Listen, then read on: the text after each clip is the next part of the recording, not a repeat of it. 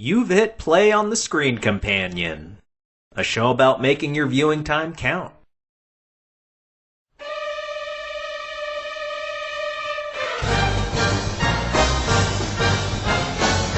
So there are two more movies slated to round out Tom Cruise's tenure.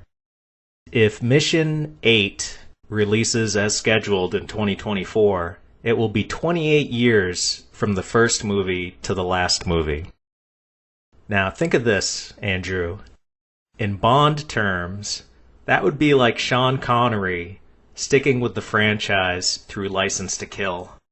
Oh, damn. That's nuts. To compare it to Roger Moore would have played it from Live and Let Die through The World Is Not Enough.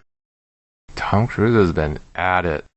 It's insane. He'll be 62 years old when the last movie releases. Still looks good. I'm sure they use some digital trickery in some of his scenes, but you know what? It doesn't matter because he's still putting himself through the ringer physically. Yeah, he looks nothing like Roger Moore did by the end of his Bond tenure. Let us move on to Mission Impossible 3 from 2006, directed by J.J. Abrams. This is one that I saw in theaters. I was 18, and I have to tell you, I was very disappointed with it at the time. Because of all the domestic crap, it's like, oh my god, the Alias guy is now making Ethan a husband. Okay, we get it. This is what you're into. I remember the criticisms at the time that I definitely agreed with. It felt like one long TV episode. The lighting sucks. Anyway, I'm getting ahead of myself. Let me just give a little summary of the plot. So at this point, Ethan is a trainer at the IMF. He's no longer out in the field. He's engaged, and the bad guy takes his woman and forces him to get a MacGuffin for him, which is another part of J.J. Abrams' movies that I hate. The guy does not care about plot, and this is one of his most egregious examples, where he pretty much tells the audience, hey look, we're just going to call it a rabbit's foot. I'm not going to tell you what it is or what it does. It really doesn't matter. Yeah, that did undercut a lot of the tension. Because you don't know what the stakes are. You just know, like, okay, it's an arms dealer. Okay, he wants to sell it. But what does it do? And then there's a moment, and this is the first one with Simon Pegg in it. He's a computer tech. And they ask his character, Benji, what is the rabbit's foot? And he goes, I don't really know, but I had a professor that talked about some anti-God device that could cause mass destruction. And the camera is zooming in on his face, and we hear that ominous music. And then he goes, but hey, that could just be bullshit. I don't know. Oh, JJ, I hate you.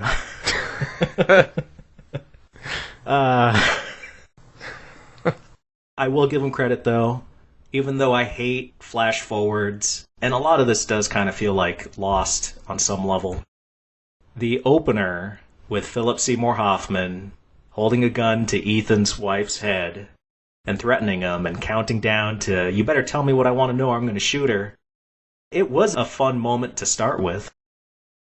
Very tense opening, I have to admit. Unfortunately, the movie opened way stronger than it could deliver. With how strong that scene is, it would have been just as strong appropriately placed later in the movie. I will agree, but I do think it was still the flash forward was an interesting choice. I kind of like those kinds of things just because then you can see how it builds up to that moment. And you're never really sure what point of the movie that's in. These movies, they all have really good opening sequences to get you hooked pretty quickly. As much as I rail against this movie, kind of like with Mission 2, I will always commend it for trying something different. As much as I like Bond, there are some movies that just feel very cookie cutter. Whereas this, okay, let's start the movie with a flash forward. Do I ever want to see that again? No. But hey, at least I can see what it looks like one time. I never want to see it again. That's funny. What do you think, besides that opener, feels unique about this versus the other movies? Other than him being domestic, it was nice to see more of the internal politicking of the IMF with Musgraves and Lawrence Fishburne. Brassel. Yeah, Brassel. I can understand for you, like, Ethan being domestic, especially when you're a fan of the series. That's bad, but I kind of don't mind heroes becoming trainers. I think if you want to settle down, you got to get out of the field. And if he's happy, he's happy. I think it did a lot of things well. It just didn't add up to a good whole. In sequence, being there opening weekend, it was such a letdown. It wasn't what I was hoping for. But I've come to appreciate this movie more, and there were years between the first time I saw it and the second time I saw it. In retrospect, I praise it more just because it does give us the marriage subplot that does come back, and Fallout would not be as good if not for the setup of the Julia character in the third movie. Yes. And that's another way that it's different from Bond. That wonderful bit of continuity, which apparently in the commentary for Fallout, Cruise says that one of the first things he talked to Christopher McQuarrie about what was going to happen in Fallout, he said, we got to bring back Julia. People are still asking me about her. Whatever happened to her? Let's tell that story. And that was a good choice. Yeah. I was really glad that she had a much bigger role in Fallout. If you know she's in Fallout, then yeah, obviously in Ghost Protocol, yeah, you find out that she's okay, but that's about it. It's a fun romp, but it's clearly one of the lower tier Mission Impossibles. This feels like maybe the most pandering of the mission movies, feeling like the larger genre at the time. Something that stuck out like a sore thumb in this one is all the witty banter. Right in the middle of an operation, Luther is asking Hunt about his nuptials. Really? You're going to ask about it right now? Yeah, but I think that's just the guys who wrote the script. That's kind of their style, that Alex Kurtzman and Orchie and J.J. Abrams, because they've worked on like a lot of stuff together. And you mean the Horsemen of the Apocalypse? I wouldn't go that far, but they kind of have that style. You would not get that type of dialogue, that inappropriately placed dialogue, in the first movie. Oh no, you wouldn't. The first movie took itself far too seriously. To its benefit, I will say. That's not a jab at it. 2006, I mean, this is when things started becoming not 100% witty quips. It started going this direction. Marvel didn't begin the witty quip movement, but they definitely didn't help it, and they made it a lot worse. Or I'll say the MCU didn't start it, but I think the Marvel movies in general kind of did. And when that kicked off, when we talk about the other movies in the series, it shows that Tom Cruise was going in the opposite direction of how all the other action movies were going, with the MCU stuff, Fast and Furious, which on some level I feel like is a bit of a lowest common denominator, but he said, no, I'm going to hold on to my super convoluted plots. I'm glad he did. Yeah, man, I mean, it's something different. What would you say is the closest Bond equivalent? That's a tough one. How about you go first on this one, because I'm actually having a hard time coming up with something. On the face of it, it feels obvious to me, but I do dig a little deeper into my choice. I would go with Majesty's Secret Service. That's what I wanted to say. It's his wife. Only for that reason. But on a deeper level, it's him actually interacting more with a female love interest that is more than just, oh, I'm going to bang you, and then you're going to die. Like, he really thinks about the relationship with her, and we see that domestic side of him come out as much as possible in a Bond movie. So that's why I kind of liken it to this third movie. I think I'd agree with you on that one. Because the relationship is a pretty big part of it. It's a good action flick if you're just looking for something along the lines of Mission Impossible 2, where you can just kind of like be in and out of it and it doesn't really matter too much. As its own thing, it's fine. But then when you discover the other entries in the series, you go, oh my god, this one stinks. But you cannot skip it. I feel like you can skip 2. You can't skip 3 if you're going to watch 4 and 6. Let us rate this movie. What would you give the story? I'd give it a 3. I would give it a 2, mostly because of that stupid rabbit's foot thing. Like, you kind of have to reckon with yourself as an audience member. Like, does it matter? Do you need to know what the world-ending object does, or do you just need to know if it's a world-ending object? They try to be clever, and I'm sure Abrams in some interviews said, we're deconstructing the formula, and we're showing you that it's really not important what it is, it just drives the action forward. It makes me... It's the start of my hate relationship with J.J. Abrams. This was the beginning of it, really. I thought less of him after a while with Lost. I don't know how much involvement he had past the first season, but his name was attached to it, and as that show went on, I disliked him more and more. As far as his movies, this is where it started, and it just never stopped. Going back to our ratings, let's talk about the action. Action, I'd give it a 3. Yeah, nothing about it was very memorable, whereas 2 had too much style. 3 just feels like it's a day at the office for JJ. Yeah, it's pretty cookie cutter, this one. How about the cruise stunts? This one had some cool ones. I'd still give it a 3, though. The Shanghai heist was pretty cool.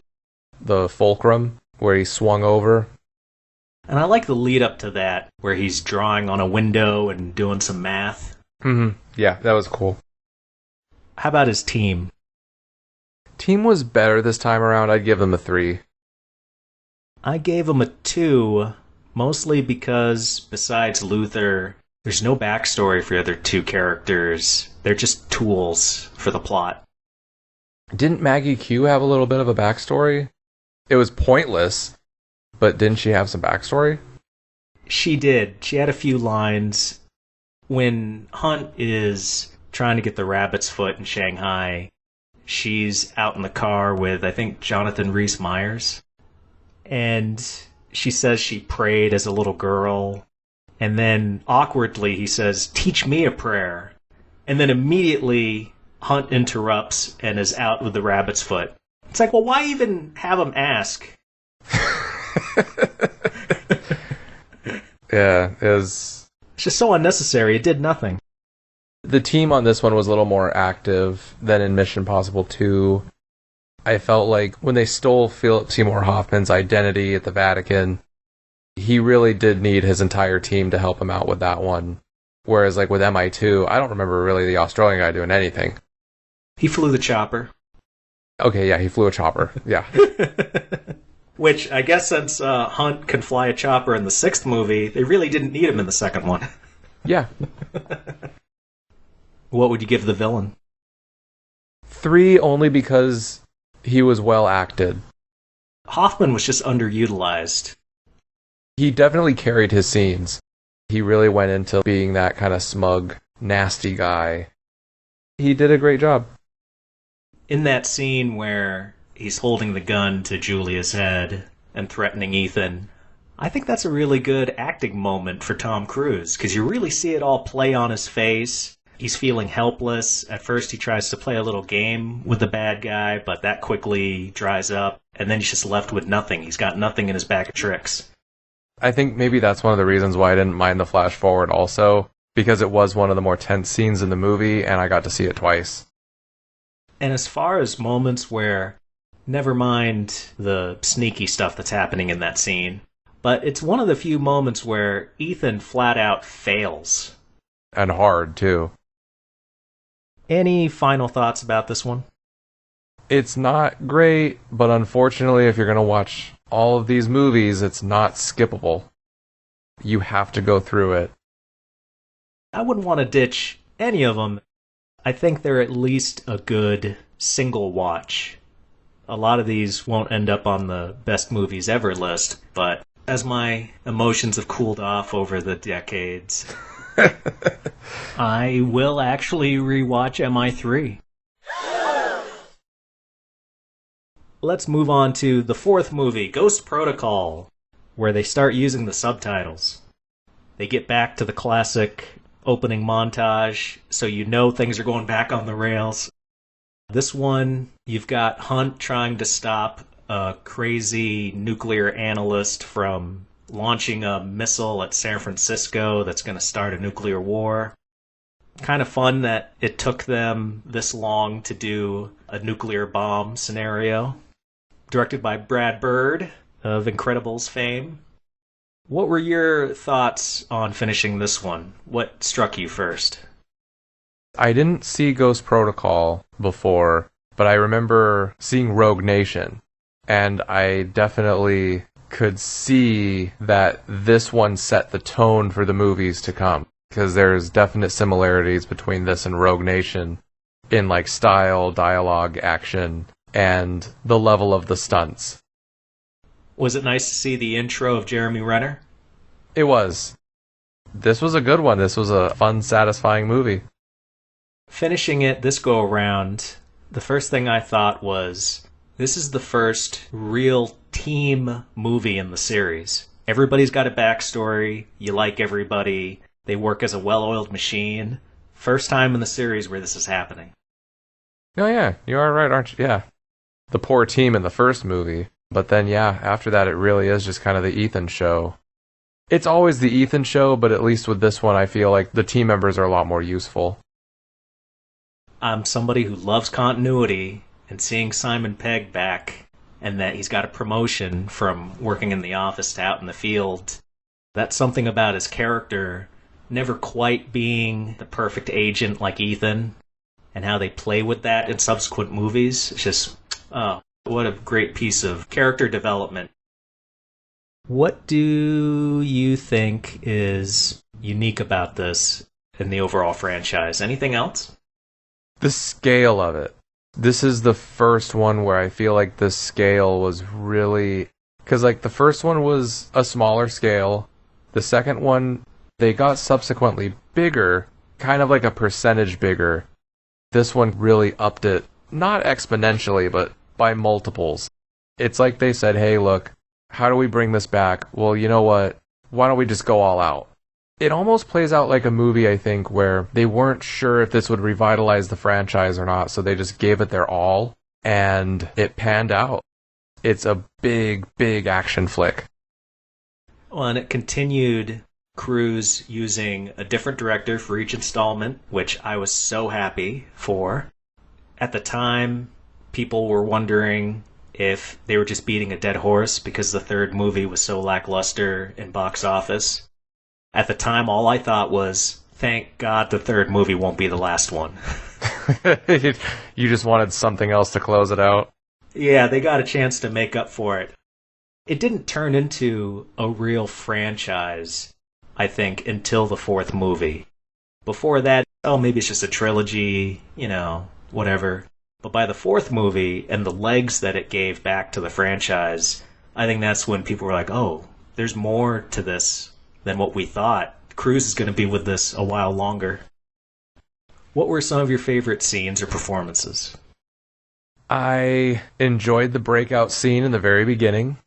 I enjoyed the exchange sequence when they're doing the diamond exchange for the nuclear codes. That whole Dubai sequence was really, really cool. There's a Bond connection for you. Léa Seydoux is in both of the franchises. Mm-hmm. Yeah, that tripped me out when I saw her, because I'm like, wait a minute, is that Léa Seydoux? And surely enough, it was. You can't give me enough of her. I can get enough, but... She's got a very alluring face. She does, but I didn't like her as a Bond girl too much. I thought she was boring. Yeah, but was it her fault or was it the writing? It's the writing. I really enjoyed the Kremlin scene. I think this might be the most gadget-heavy out of the movies.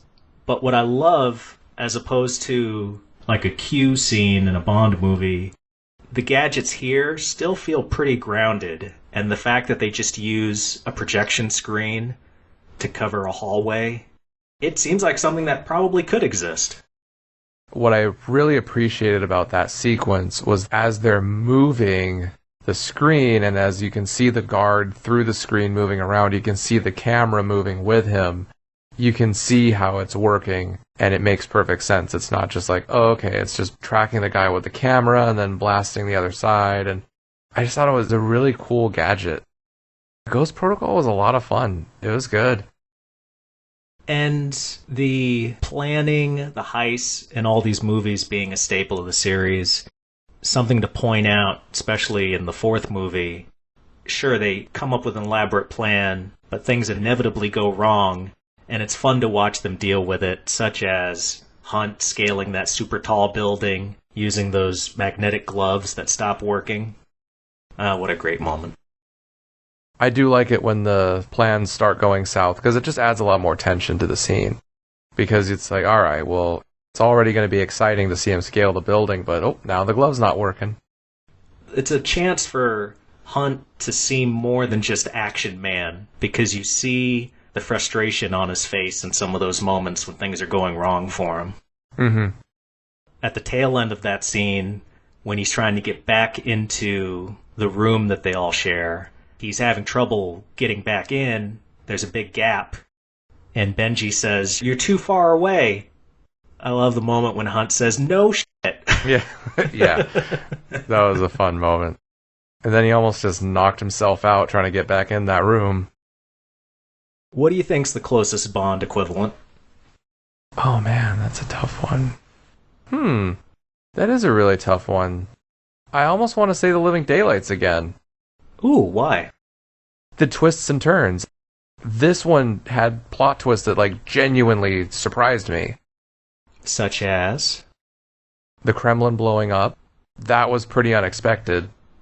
And then the secretary being shot. That came out of nowhere. Sure did. It's like, holy crap. Like, just... that surprised me.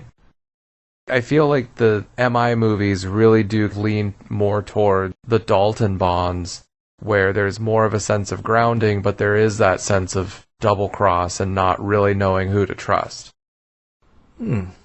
Once again, anytime a reference can be made to The Living Daylights, I'm all for it. I would say the closest one, I think, is Casino Royale, because they both reinvigorated their franchises.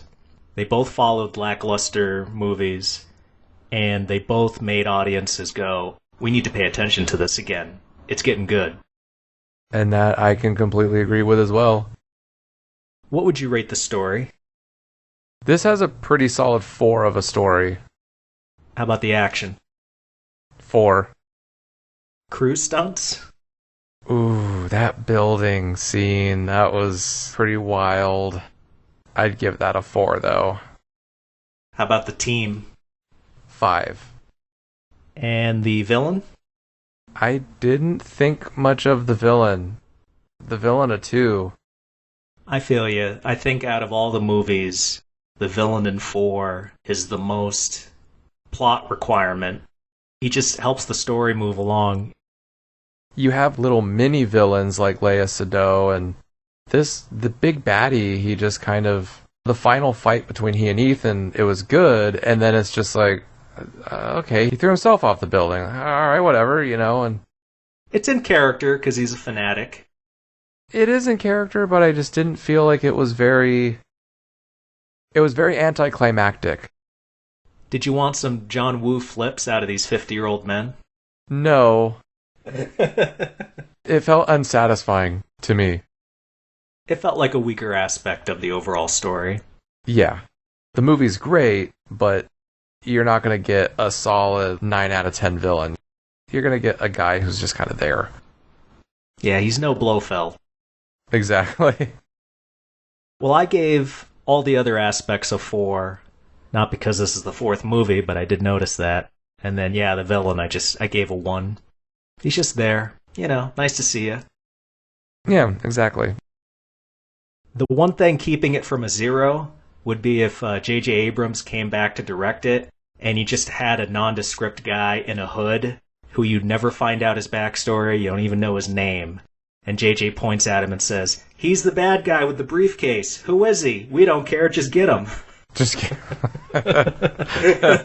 Just had to burn him one last time. Oh, I think I could burn him once or twice more before this is over. We shall see.